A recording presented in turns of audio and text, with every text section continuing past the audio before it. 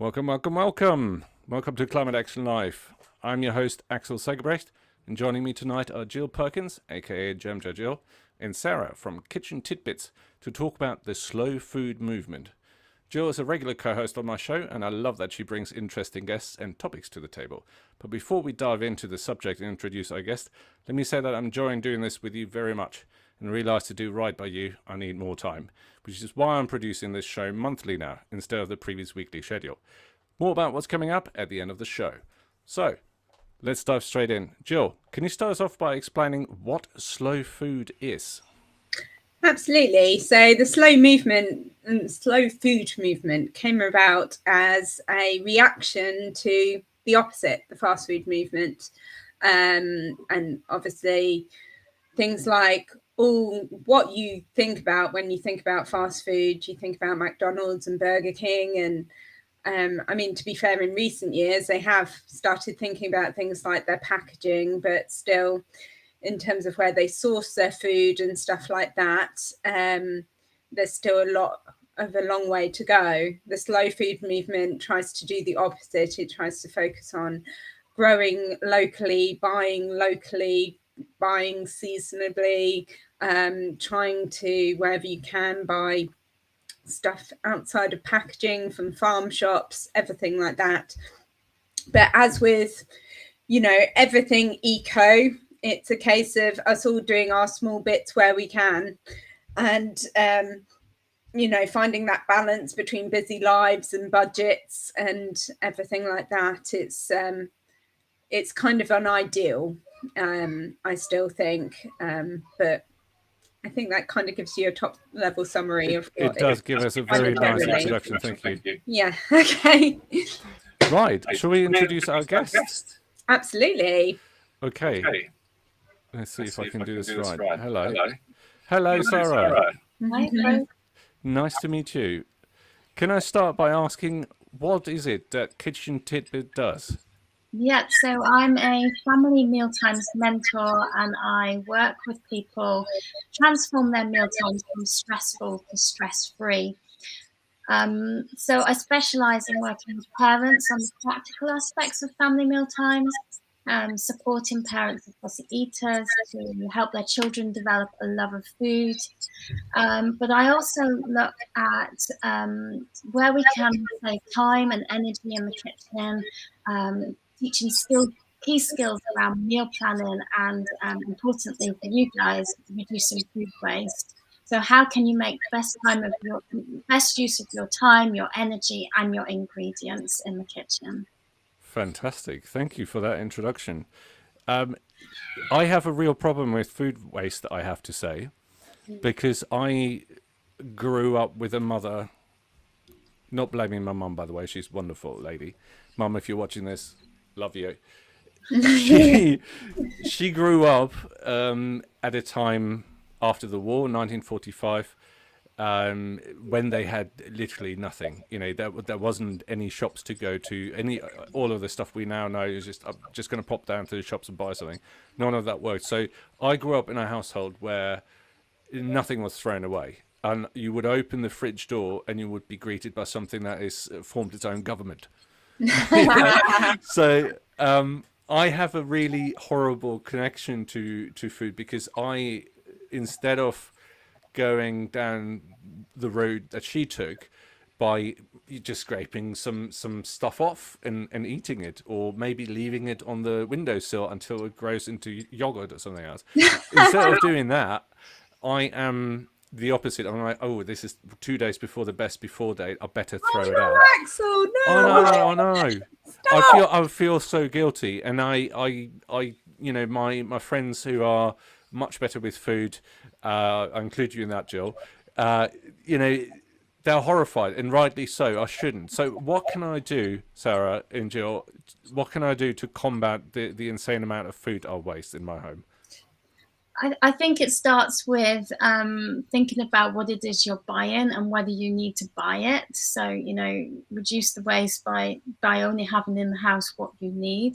That goes hand in hand with doing some planning, hopefully. And You don't have to stick to a rigid plan. You can work more flexibly and do some planning and making sure that you're only buying what you need. I think the next step then is looking at how you're storing that food, so that you're giving it as long a lease of life as possible. And making friends with your freezer, so anything that you can't use, getting it in the freezer. Any leftovers that you're not going to be able to eat, making sure that's going in the freezer. They would be my 3 go-to to drastically reduce what's going in the food waste bin. I think it's also about when you say use by and sell by dates, those are 2 different things, and it's important to know like the difference. And one is very much about marketing, and one is about. Tell me more, Jill. I'm a sucker for labels, so maybe I got it totally wrong. So sell by is just when it stops looking pretty on the shelf, really, and whereas use by actually has some sort of, scientific evidence it probably doesn't taste nice, or if you leave it too long after that, it could make you sick. But to be honest, I'm very much, even though I wasn't brought up in the home economics generation, I kind of was, in the sense I was taught those things at home. So, I mean, to me, my husband Adam, he always laughs, and our catchphrase at home is, Jill goes, "Oh no, it's fine. That's fine. Don't worry about that. That's fine." Was that the initial reaction after you sampled it? There is an element to that, though, isn't there, about using your senses? There is. Some foods do have a best before date, and that is a safety precaution. I'm quite heartened that the Co-op, for example, are going to ditch the best before dates on their yogurt. Good point, yeah. Because there is an element of just use your senses. Does it look safe to eat? Does it smell safe to eat? Therefore, some foods are going to. To be honest, the only thing that I'm super cautious with is meat. Anything which is meat, I will go pretty much to the letter by the best before. But in terms of pretty much anything else, I don't. In terms of eggs, I know plenty of people who have hens, and I tend to go with the home economics route, because eggs generally have a best before about a month on average before they need to. And so I tend to put it in a glass of water, which is an old home economics trick. I learned that one too recently. That's a great tip. And it makes a lot of sense, because literally the shell starts letting in air over time, and so it will float if it's off. That's it. Very equally so with something like eggs or meat, in fact. Absolutely what Sarah was saying about using your senses, it's so darn obvious when an egg is off. We all learned what that horrible smell is, probably from little boys' bottoms at school. But that is, that is very obvious. If you crack an egg and it's off, you will smell it. Even I can smell it.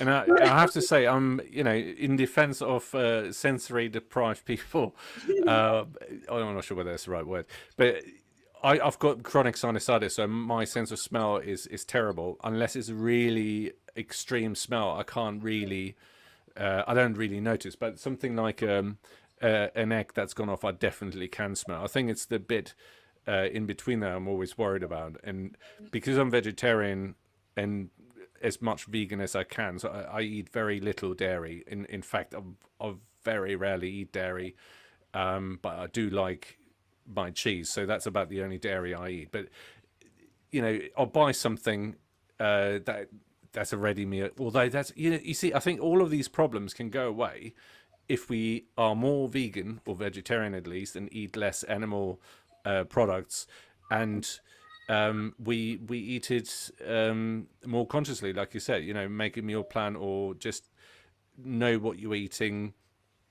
And I'm interested in your experiences eating fresh fruit and veg. I think it's very easy to see when a vegetable is overly ripe, it goes off. It's just disgusting. You can't really eat it anymore. But with a piece of meat, or stuff like milk or other dairy-like products, it's hard to tell unless they're really off. So what's your experience buying fresh produce? Jill mentioned you've got friends with hens. So how do you know? You just do the glass of water test with the eggs, I guess. But I mean, to be honest, if on the occasions when friends very kindly donate me some eggs, or I buy half a dozen eggs off a friend, then I generally I wouldn't buy them off probably anyone, but it's people I know who have farms or whatever. So I kind of trust that they're today's eggs. They usually are, or within like 1 or 2 days, and they taste delicious. And I mean, I just try and support local on that regard if I can, because that's quite an easy one. You quite often see, local farms will have a signpost outside their front door saying fresh eggs. Of course, though, at the moment, there's the issue with the bird flu and the fact that all the hens are having to be kept inside and everything like that. So I'd probably be a bit more cautious of it at the moment. But I think with fruit and veg as well, there's a lot to be said, and I think Sarah will agree with me. But the small amount which I've talked to Sarah, just want to put this in, that Sarah and I met through a wonderful, wonderful networking evening called Mummy's Gin Fund. Excellent. Which we absolutely love. She runs a free, I just want to throw this in here because she's wonderful. If any other mummies in business out there, she does a free networking thing once a month, a Zoom room roulette. That's a mouthful. Wow. Where you just meet wonderful people, and that's how I met Sarah. But I was going to say on the sort of vegetable front, I have say if I have a carrot, or there's all sorts of things which maybe past its best to eat raw, but I'd still use it cooked. If it's looking a little bit wilted or whatever, it can still easily go in a casserole, as long as it hasn't got any mold on it or anything like that, So I just want to make that point as well. It's I think I just forever say, and I always stand on my soapbox about this one, but it just drives me absolutely nutty that they scrapped home economics from the curriculum. Because it was sexist. Well, surely, if it's sexist, teach it to both frigging exactly. Don't just cancel it. Absolutely agree. Yeah. So, and then it won't be sexist anymore, will it? Instead, do you know what? Let's scrap it entirely from the curriculum, and so no one has any of that knowledge anymore unless they're taught by their parents. And so, so much of the population struggles with being able to cook a basic meal, to have a basic understanding of household finances. There was such an opportunity there to expand the subject into, hey, teach them about credit, teach them about APR, teach them about, all these teach them about climate change. A lot of these things they're all interlinked, aren't they? Yeah, exactly. It sounds to me like home economics is about a sustainable lifestyle just in general. And if I think back to not just my mum who grew up after the war, but it just makes sense to fix stuff and to buy stuff that lasts, or to not just throw stuff away just because something new's come along. And I think it's the culture we've grown up in. It's so influenced by this consumer culture.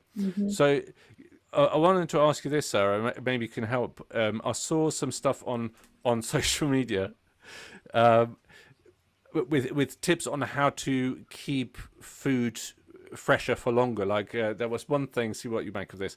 There was one thing about peeling carrots and putting them in a jar of cold water and putting that in the fridge, and that apparently doubles or triples their lifetime. That's how I store my carrots, though I don't peel them first, because who needs to peel them? Scrub them. That's a bit of waste that you're saving. And there's loads of nutrition and goodness in the skin, so why peel them? But yeah, absolutely. I store my carrots in a Tupperware box of cold water, and it keeps them nice and bright and orange. It keeps them crunchy rather than going black and floppy in the veg drawer. So yes, that one does work. How much, sorry to be specific, but how much water? Because, I wonder about this as well, because like with fresh herbs, for example, Yeah. I had some fresh coriander, which I bought because I couldn't get a coriander plant this time. I got like the cut coriander. And if I put it in a jam jar of water in the fridge, it wilted because it was too cold. So it's better to, so then, and then you get into the whole thing of really, should you be storing vegetables in the fridge versus not storing, like storing them in a vegetable box or whatever. And like, I know my mother-in-law, for example, she wants to crucify me for storing my potatoes in the fridge, but potatoes shouldn't be in the fridge. That's a thing. That sets off chemicals, which once they're set, they can go in the fridge, but not when they're new. But there's a good point actually. But there's that balance between ensuring that your fruit and veg stays fresh enough to get you from one shop to another, and still be appealing. With the carrots, it's in a Tupperware box, so the carrots are just covered in water. So cold water, just in cold water, and it lid on and in the fridge. With it's much better to wrap cut herbs in kitchen towel or a tea towel, which has then been dampened, and either in a box or in a bag in the fridge. So it's just damp. And that keeps them fresher rather than putting them in a glass of water or something like that. Beans you can store in the same way, wrapped in a damp tea towel to help them. Parsnips, store them in the same way as water, but absolutely potatoes need to be stored outside of the fridge, as do onions and garlic. They need to be in cool, dry, dark places with room to breathe, and potatoes and onions kept separately. I know a lot of us store them together, but actually that's just the onions are gonna make the potatoes sprout and go bad really quickly. Amazing. That I learned another thing that I will change the error off my ways. I'll report back. So how do you stop potatoes from sprouting? Was there something like in apple then that you can put in there? Or read something, I can't really remember what it was. What do you do to stop them sprout? I keep mine either in a cotton bag, so one of those tote bags works really well, or I generally have mine in a cardboard box. So there's plenty of room to breathe, an old delivery box. It's dark, it's cool, and it's perfect. You can't stop them sprouting, but it does delay it. I guess the problem is, again, with all these things is even like I have a pantry, but it's a pantry come cleaning cupboard, come storage, jars, like storage, everything. So even with the pantry, I don't really have a dedicated place to store stuff, and like my house is quite limited in storage. So that's another reason why I use my fruit and vegetable drawer and stuff it full, really. But I have been trying to take stuff out of the plastic wrappers when I have to buy them in plastic. Well, I have to, when that is how they come from the supermarket, and putting them in brown paper bags. And I do think that does make it last a bit longer. And another switch which we've made in the last year is we generally use romaine lettuce, is that what it's called, rather than like salad leaves, because you could just peel off the ones which you want to use, and that seems to last a lot longer and leave you at the end of the week with quite fresh leaves still, rather than that. It's far more economic to buy a head of lettuce than it is to buy those bagged salad leaves, and 40% of those bagged salad leaves goes to waste. A massive amount of waste from those, because once they're open, that's it. But again, with those, if you are buying them, wrap them up in the same way that you would do the fresh cut herbs, and it does give them an extra couple of days rather than festering in the plastic bag. One tip I want to contribute is, it's not like I'm completely horrible with food. I love my hydroponics, and I grow mostly herbs and lettuce. See whether you have experience regrowing food scraps. So I've made a test after seeing this again on the social media a while ago, where I took, I think it was romaine lettuce as well, and put it in a shallow glass of water, and it regrew. Yeah, spring onions is the other one. My kids love watching the spring onions regrow. Spring onions, you can do that as well. Yeah, Cool. yeah. I've And- seen Got that, but it kind little of came out watery, so I don't know. At what point do you need to put something in earth rather than just in a jar of water? That's an interesting question, because with my hydroponics,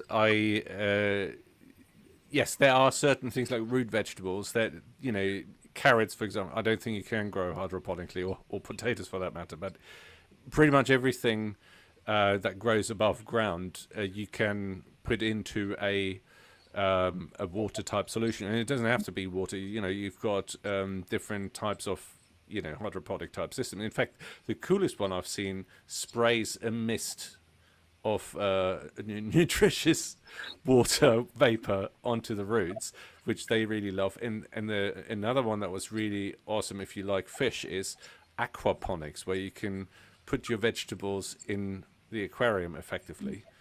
and the fish are fertilizing your veggies, which is amazing. So the next thing I'm going to try and do is a grey water harvesting system, which I'm in a miniature format I'm building for my farm, that I'm trying to build or get off the ground this year. So one of the things I'm testing for that is how does grey water work, and you can use certain very much water loving plants to kind of clean the water. So I was thinking, if you can do that with plants in general, could you do it with something that you eat? Because ultimately, once it's gone through the process, it goes into probably the garden to water the plants anyway. So can I ask one other question, just to kind of drive it back towards the kind of key of this kind of show, which is all about how does any of this really affect climate change? What effect does sorry, let me turn off some caption. I only have one hand to do this. Sorry.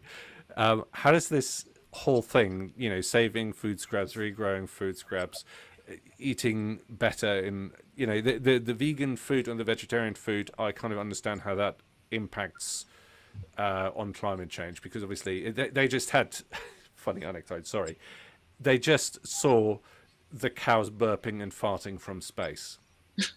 I can see how eating less meat and reducing the amount of wonderful rainforest that we're losing to Burger King, makes sense. But how in general does slow food and stopping waste help fight climate change?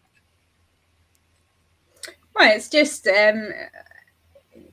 it's fundamentally just producing less waste and only using what you need, and not throwing things away. And the other point, which we haven't kind of touched on yet, but I think it's really important, is once you get to that point where it really does need chucking and there is no other option, what are you doing with it at that point? And how important it is for people to really embrace that. Vast majority of councils now do food waste bins, and we should be using that service. And like, I sort of started doing it after the boys were born, and honestly quite shocked by how much it's reduced my black wheelie bin waste. Like, literally my black wheelie bin now only has sanitary waste. That's basically all that's in there, and tissues. Not even packaging.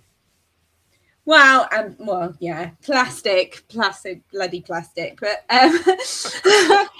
but to be honest, a lot of, I try and consciously buy wherever I can. So yeah, crisp packets are one of the worst things. But I do try and look for packaging which is a bit greener where I can. So, have you found any crisps? There is one brand which I found which does compostable packaging, but at the moment they're very small. They're called Two Farmers. Two Farmers. Is it literally two farmers? Maybe, yeah. But they're doing, because they're a small startup, they're doing subscription based, and they charge 25 quid for 25 packets at the moment, which is obviously kind of like individual corner shop prices, isn't it? It's not sustainable in terms of a family budget, especially in the times we're living in currently. So what can we do to reduce that? I mean, I would love to go up to Walker's Crisps and say, "Oi, you know, just putting your plastic wraps in a cardboard box," which I've started doing, doesn't strike me as the best thing. Have you ever tried doing, Sarah? Maybe you can tell us. Have you tried making crisps yourself? Yeah. And any And tips? they're disappointing. So disappointing. We don't eat a lot of crisps in our house, so you know, when we're going to, we buy a packet of crisps, and you know, I do try and collect that plastic packaging. There are quite a lot of places, but again, it's effort, isn't it? You have to travel miles to find a place where you can find one of those bins and just deposit your plastic packaging. I'm doubtful that it will actually get recycled. I don't believe any of these tetracycle schemes. It's just no. It's just, I think, you know, crisp packets are used to make homeless blankets. So if you could get on board with one of those schemes. how? Where? More. There's several, like, if you Google it, I want to say there's one in Luton, but again, the problem is, you know, having to get it to them. But there's quite a few people who collect. I don't know if the Samaritans do. I think maybe Bernardo's as well. But it's a specific type of crisp packet as well. It has to be foiled on one side and plastic on the outside, those ones. And then they can iron them together and they turn them into, you know, the blankets which runners use or they use for homeless. Those blankets, yeah. So it can be used for that. But I mean, for example, in our village, there was a lady collecting, and I sort of turned up at her door with 2 big carrier bags, and her husband just glared at me. And I was just like, yeah, I might not do this again. He was like, bloody right. And I was just like, okay, yeah. See, but yeah, I mean, it's just... That's crazy. Crazy. I mean, that's crazy in a good way. Sorry, I don't mean to diss it. I just... No. But again, it's having to sort of find the right ones which you have and stuff. But I mean, it is a thing. But this is the kind of thing which, once again, wouldn't it be wonderful if Walker's Crisps actually took some responsibility and started, you know, working directly with these charities, providing free postage back to them so these things could be used, because surely, you know, they could be not only used for the homeless, they could be used for, you know, all the marathons which go on around the country, or for first aid kits and all sorts of things like that. So that's fantastic PR in there for them as well. So surely it's worth their effort, isn't it? Come on, Walkers! And come on, Walkers. So far we can go as individuals, isn't there? Before. This kind of leads me on to the last question I had, but we're only halfway through the show, so I'm gonna. It is kind of a general thing, and we talked about this a lot, about what can I do to make a difference. You know, I'm just one person. I hear a lot. It's like it doesn't make a bit of a difference, and I think I go back to an old phrase that I'll wheel out in these cases, which is convenience is a planet killer. And changing or giving up your convenience, or giving up a little bit of convenience, goes a long way. Like, you know, recycle. It does. Yes, it might end up in a landfill. It might get burned. It might actually become, you know, clothes for the next generation, or it might become a blanket or whatever. So I think I'm an optimist in this. So I'm not perfect either. I see myself run into a shop, go like, sod it, I need something. I don't have time. And I look at the aisle. I was in Tesco the other day, and I didn't really like to shop at the big shops that much. But I went in there and I was looking at the vegetables, and I was looking for a head of broccoli. I couldn't find one without spending, you know, and asking somebody and spending time. That wasn't wrapped in plastic. And I'm sure there was one. It's just out of the this massive shelf they have with like, I mean, how many different types of broccoli do we need? Do you want one? Do you want two? Do you want them in plastic? Do you want them in double plastic? Do you want them chucked in, cut into little pieces? It's a bit silly. So one thing I wanted to ask, and again, I hope this doesn't come across in any way in a sexist way. What can you do as a parent, especially, and do better to prepare meals for your children, and especially with lunch boxes hopefully becoming a thing again? What can we do as parents to prepare meals? And I know it very often falls on women, and I think that's absolutely wrong. I'm effectively an only parent, at least for half the time, and I'm really struggling. So I'm only cooking the same thing, and I've gotten to the level where I actually buy frozen vegetables, to my shame, because it is just, But again, I guess more I convenient. actually don't think it's necessarily shameful to buy frozen. And just on the broccoli point, I have a real gripe with Tesco's this week, or these last 2 weeks. They've stopped selling frozen broccoli florets.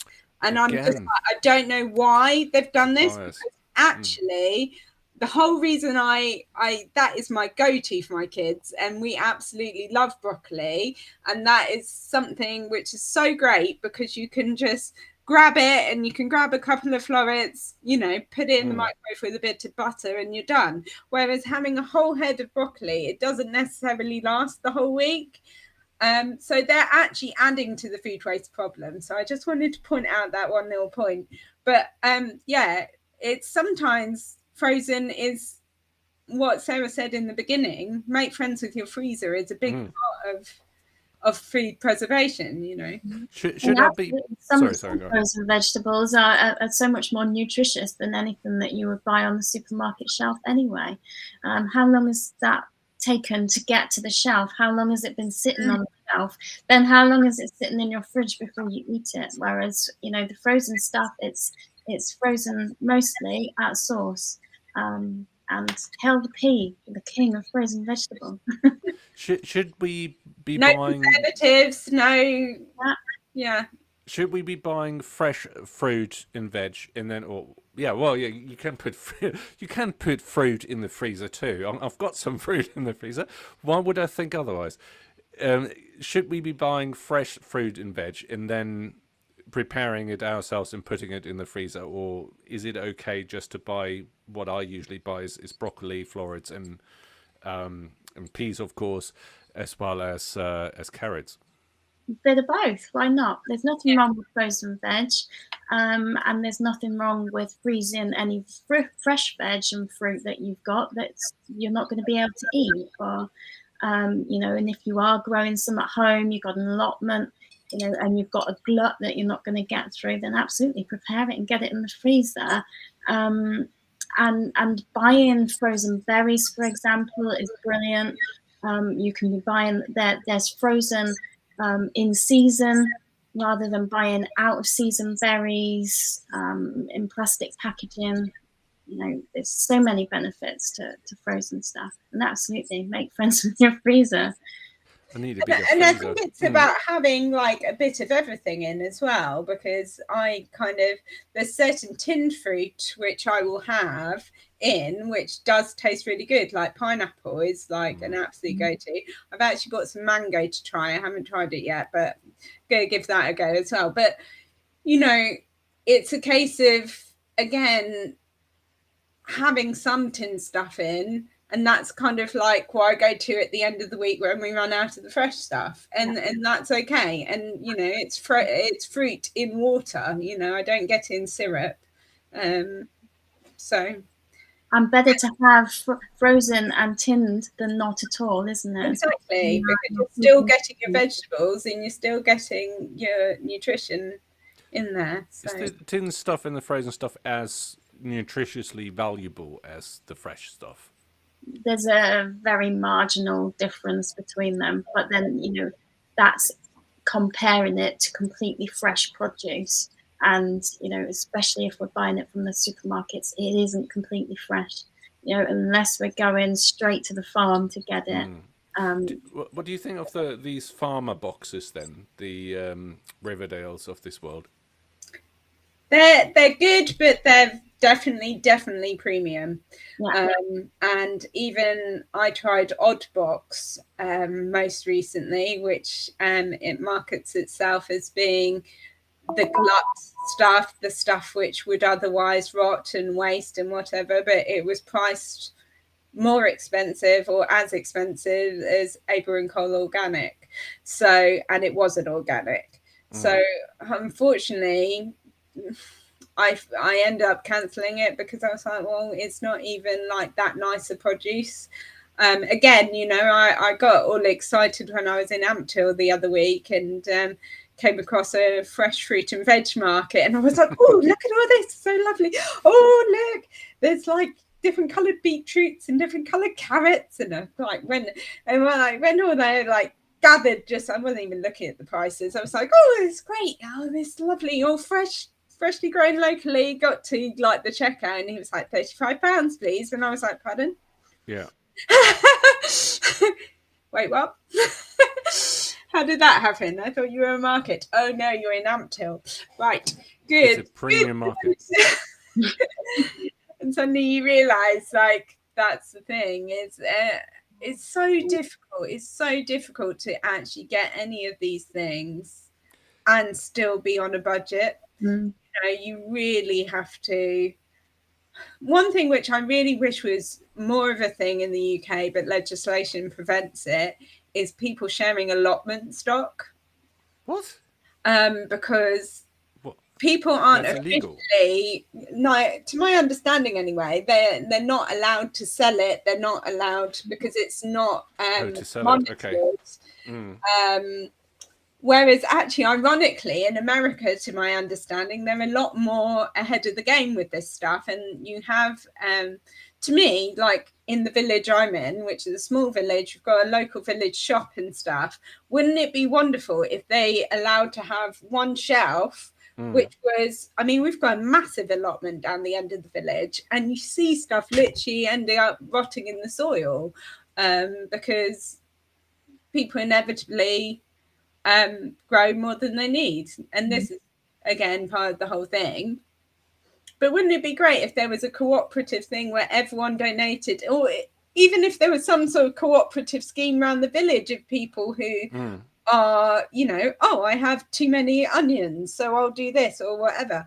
I mean, when the boys were little, I did sort of do a shout out and say, oh, has anyone got a glut of like soft fruit?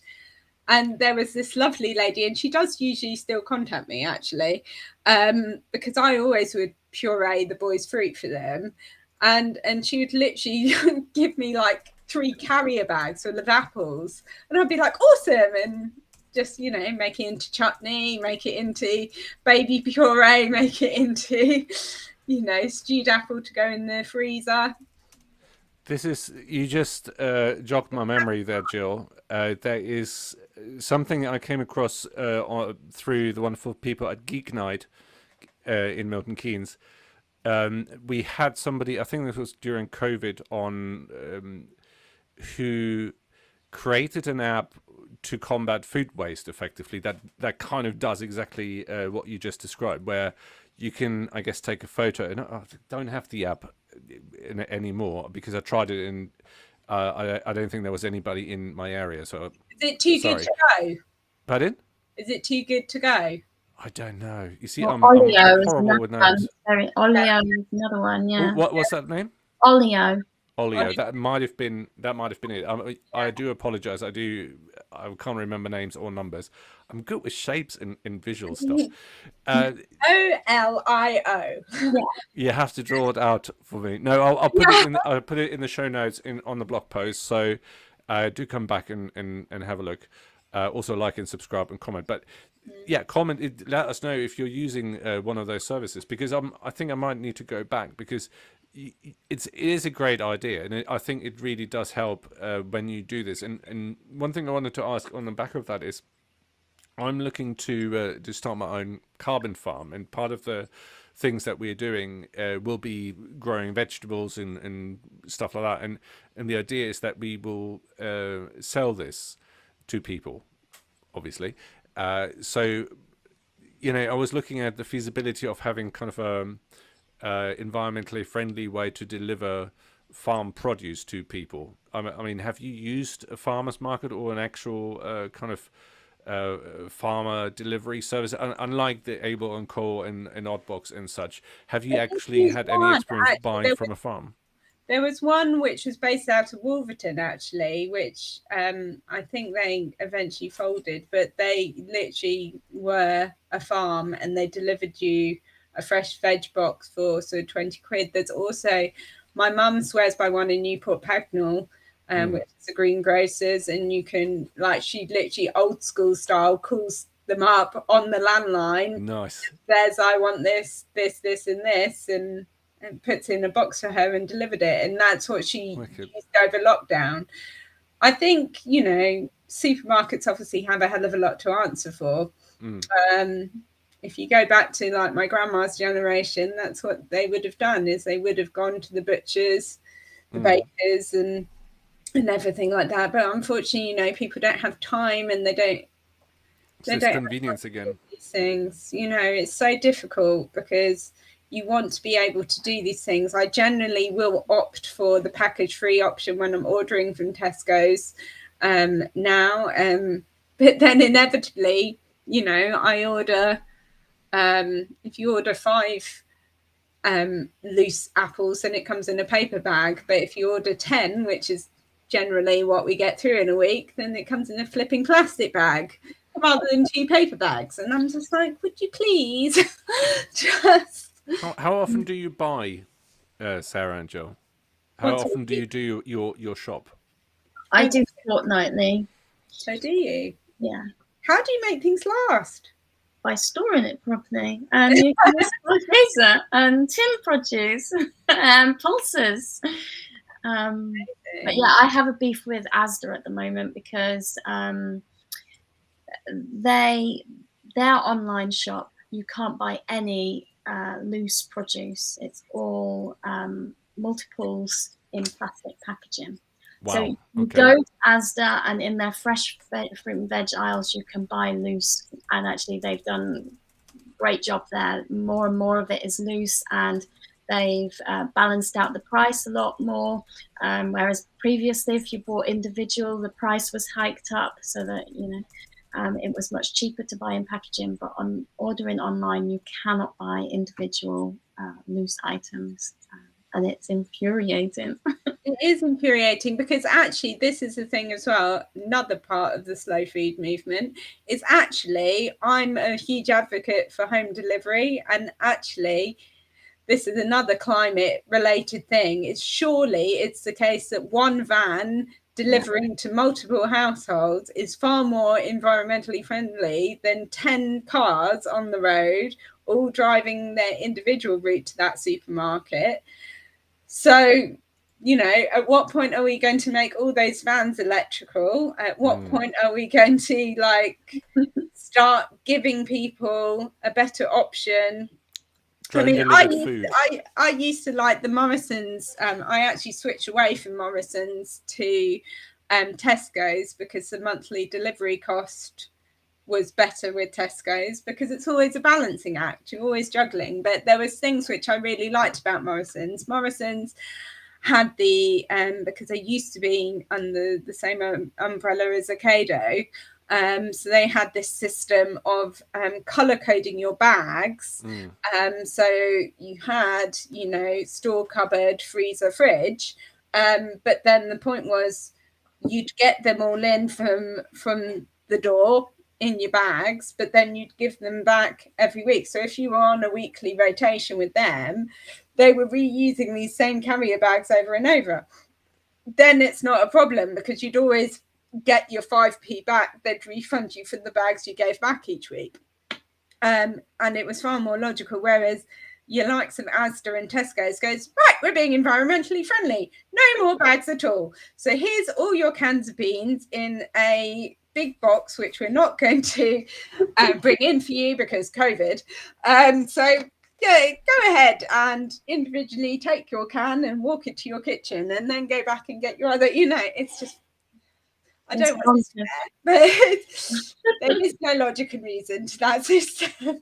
You know, equally so, there's things, what drives me potty about so many environmental things, and you touched on this, Axel, is that things in your upbringing which you just saw as, you know, that's just what we do, that's how things happen, blah blah blah, and then you're just like, why doesn't that happen anymore? I remember going to the supermarket with my mum and there being a huge, like, want of a better word, secondhand cardboard box store, you know, and so you could get the packaging, which it came into the supermarket in boxes. You could go and grab that from a big storage area, and you could pack all your food What shopping happened to in that?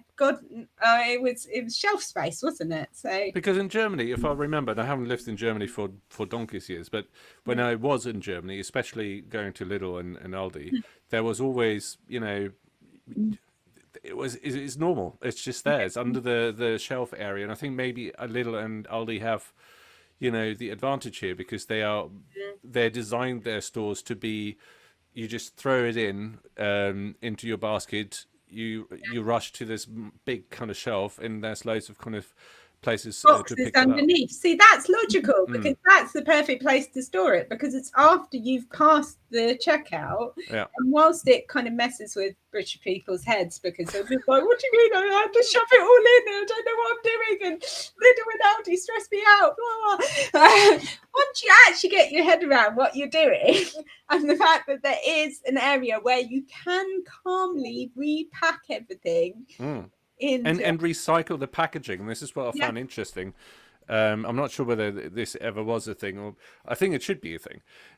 In Germany, you can maybe I just did it and I didn't know, but there were recycling bins, so I just took the liberty of unpacking my stuff that came in packaging and put it into the recycling, and then I put it into one of the big boxes or my own bags, and then I put it in the car. So it made a lot of sense. But I'm with you on this, Jill, when it comes to home delivery, and I think if we can get to doing it at least carbon neutrally, and ideally not hand-picked by people who share the same, you know, space as normal shoppers. You know, they're big distribution centers, so maybe it needs to move to a slightly different model. But then again, you know, Aldi especially and Co, they use their shelf space as a warehouse, just a local one. So, you know, I think we need more home delivery, and I think it needs to be more carbon neutral. And this is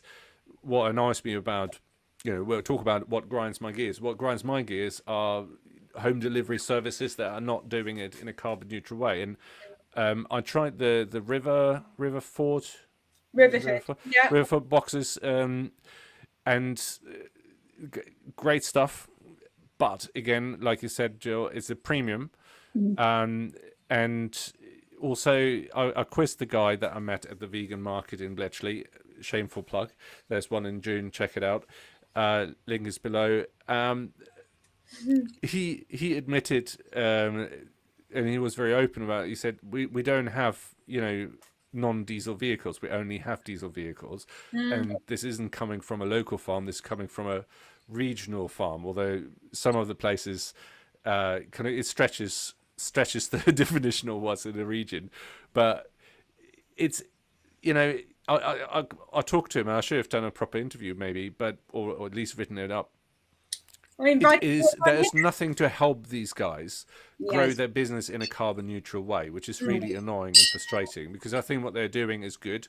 I think we need more of this. We need more choice. We need more competition, which then sadly we live in a capitalistic society. But you know, it would drive down the prices. And I've switched, just to end on this little tangent, I've switched to Ocado, and it sounds very middle class of me, especially during a crisis where food prices and everything is through the roof. But actually, I found them more economical than Tesco's and Asda, because I buy a lot of vegan stuff, and while Tesco and Asda and you know, the big supermarkets have a little bit of choice, it's not. I usually have to buy from specialist vegan websites and suppliers who then have to ship it to me. So I not only pay £8 or something crazy for shipping, I also don't want to buy perishable goods or frozen goods from them, because that's that's even more energy intensive for them to ship on a tiny scale. So I said, sorry, small independent vegan shops are going to go to Ocado because they stock those items that I want, and it's much more efficient and hopefully, more carbon neutral overall to get it from one place once every other week. And I think I should go and do what you're doing, Sarah. So I'm going to try that out as well. I'm going to switch to a fortnightly shop because I think the concept of a weekly shop is again probably a marketing thing. Correct me if I'm wrong, but I bet you a vegan sandwich that somebody in a marketing department for one of the retailers came up with this idea of let's do the weekly shop because that way we get people to buy more stuff. And I think back in the days, my mum certainly didn't do a weekly shop. I think we went shopping Incredibly every other week. stressful, every week having to try and think up 7 meals, and I always leave it to the 11th hour, and then I'm like, I don't know what I want to eat. Do you do meal plans? I try. I need help from Sarah's wisdom. Sarah, what can you recommend meal plan wise? Is there a trick? How do you do it? Schedule it in, so make it a priority. Put it in your calendar so that your memory is jogged to do it. Choose a time to do it where it makes sense for you. So there's no point in trying to do your meal planning on a Sunday evening, for example, if that's when you just need to kick back and relax and get set up for the week ahead. So when is it going to work best for you? When are you going to be in that work frame of mind so that, you don't have to switch from relaxing to doing something? Just make a start. The thought of it is really worse than actually doing it. And the thought of wondering whether the kids will eat what I concoct, I think is worse for me. But your mileage might be involved. And that's another way of thing. It's not always just your responsibility. Get the family involved in whatever you're doing. Each person can choose something in turns, and if children are involved in that decision making process, they know which meals are going to be challenging for them that can come up. Actually, they can deal with it a lot better if they know that in advance. One thing that a lot of the families that I work with like to do is to have sticks with names of meals on them in a jar, and you pick out 7 meals from the jar. I love that. That's a great idea. I love that. Absolutely no effort required. Lollipop sticks as well. Yeah. I think it's on par with jam jars in our house. So well, those sticks will go in a jam jar. Excellent. One second, folks. I'm going to see if I can do this right. I want to do.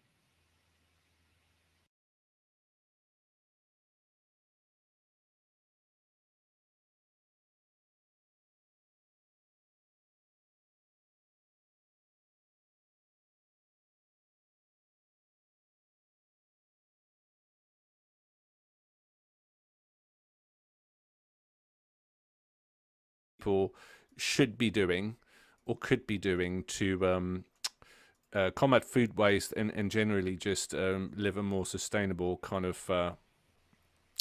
food life. Sorry, this is my mind. I was like pressing buttons, trying to remember which order to press them in, and then make sense what I'm talking. Sarah, come on.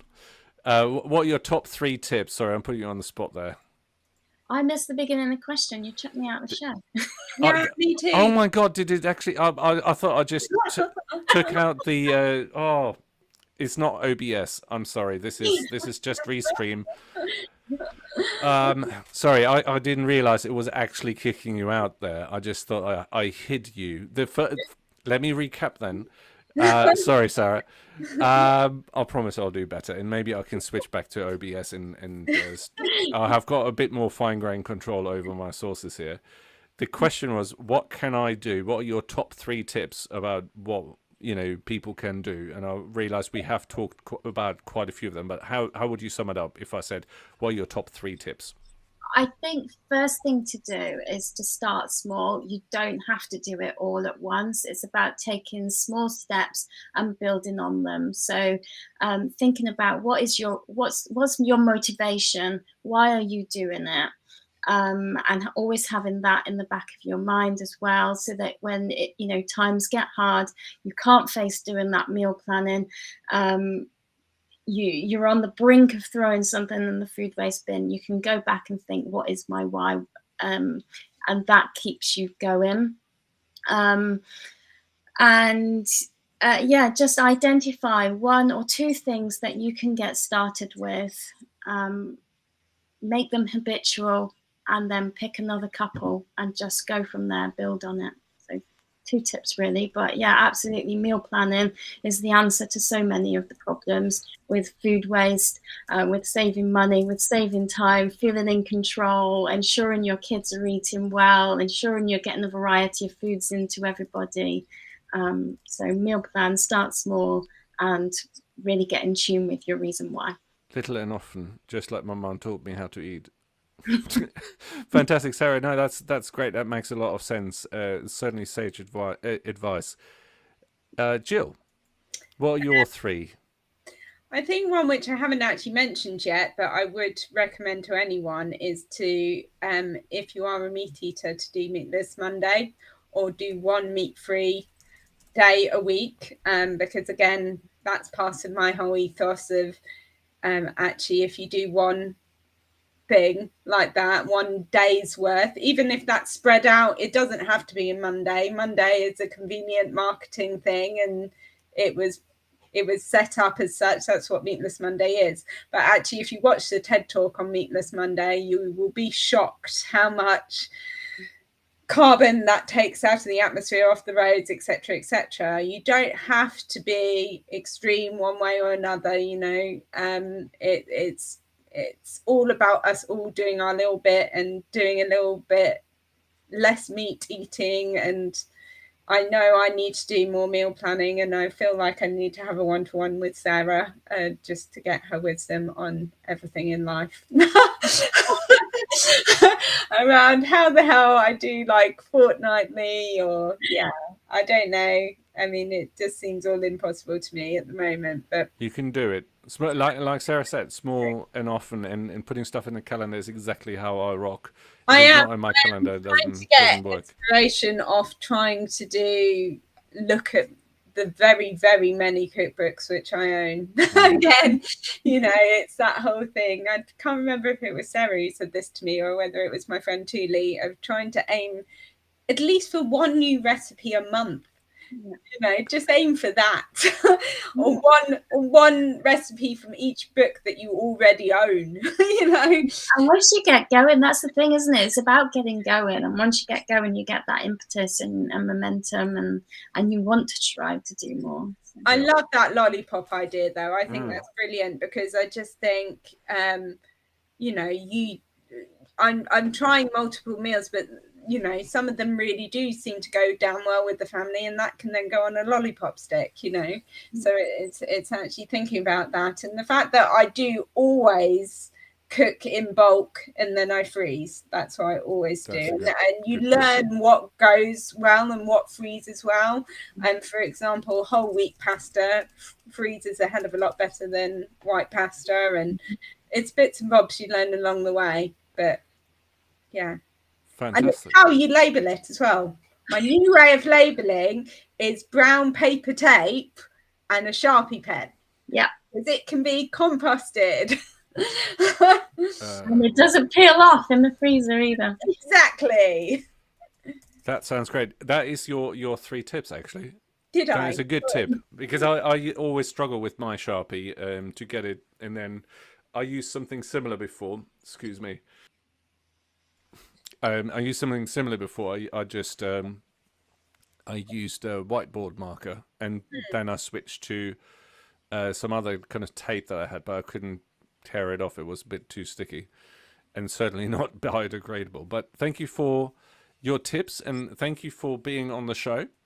I'm going to wrap us up as we're coming to the top of the hour, and I'm going to see if I can remember where I put my my outro text that I have. You see, I am trying to get more organized. It's brilliant. It's good. Thank you. Thank you for saying that. I'm proud of you. Thank you. It's all Gavin's fault because I asked him the same way I asked you, Jill. I said, "What can I do better? What would you improve?" And he said, "You've got to increase your production value." So I'm trying. Okay, so that's all for tonight, folks. I hope you enjoyed the show and you found it helpful. Don't forget that you can watch or just listen to recording of this show on my website. The address, if you should not know it, is climateactionlife, all one word, .show.